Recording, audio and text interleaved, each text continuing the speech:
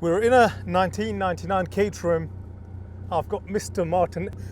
And we're gonna take this lovely beast out for a drive. If you're wondering why we've left that front bonnet off, the reason we've left the front bonnet off is because we're having a slight issue initially with the coolant system, and we just want to make sure that that coolant system runs efficiently.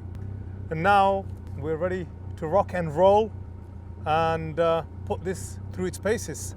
This is still a bit of a working project for us. No, I wouldn't call it a project. I mean, we got this as an unrunner because it hasn't been driven for about 6 odd years. And we've replaced a lot of the parts, i.e. the fuel being drained, the fuel filter, the fuel regulator, the oil being flushed, new spark plugs.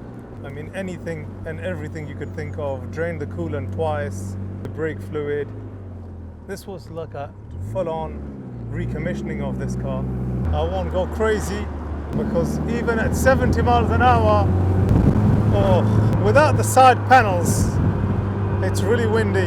And I do have the side panels, but oh God, it really puts you on the edge of your seat. What's your waist size, Martin? 34. 34, mate, my waist size is bigger than you. I'm 36. You're not 30. I'm serious. I'm wearing trousers that are 34 and they're too tight.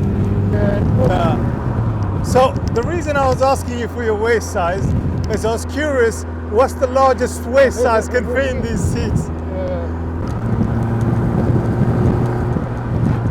That's 60 miles an hour. It's quick, isn't it? This is exhilarating. Steering's really sharp. Steering is really sharp. It's a little bit off center though. And I think the issue with the coolant has resolved itself. It's not pushing out the coolant cap anymore, so I guess we can put the front nose Put the cowling back on. and the bonnet back in. What a pleasure this is. What did you think of the drive? Definitely an experience. Yeah, It's low to the floor. yeah, Gives you a different feel of everything. yeah, I can see why they're so popular. yeah. They are very popular. So Martin was sharing a little bit his perspective on why these are so popular due to the visceral experience that one gets from driving one of these. Like I said, Martin doesn't have a microphone, so I've got to translate his English to my English. Yesterday, when Martin took this out, no, Mark took this out for a drive. Yeah, 70 miles an hour. I was like, this guy is like really, I don't have a death wish.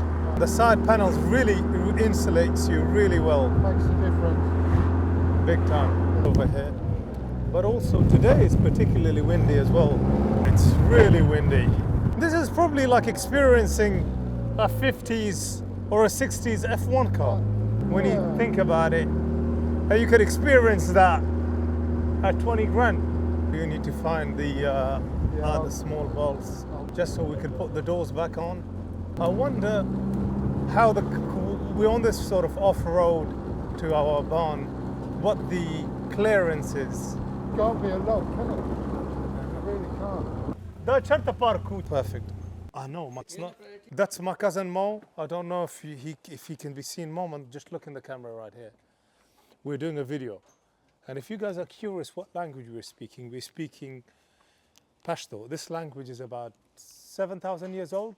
Yeah, maybe. So we still speak it in the exact same dialect and accent as 7,000 years ago. We're very proud to speak it, just like the indigenous in New Zealand that do that warrior dance before the rugby games. So I'll speak in here because the 360 camera fell. But yeah, this has been a thoroughly enjoyable drive. And at least you got to see what it's like at the dealership, coming through the dealership, etc. And yeah, so thank you for watching. And we're going to put the nose back on and the hood back on and get it all ready to get photographed. Also, just watch the front.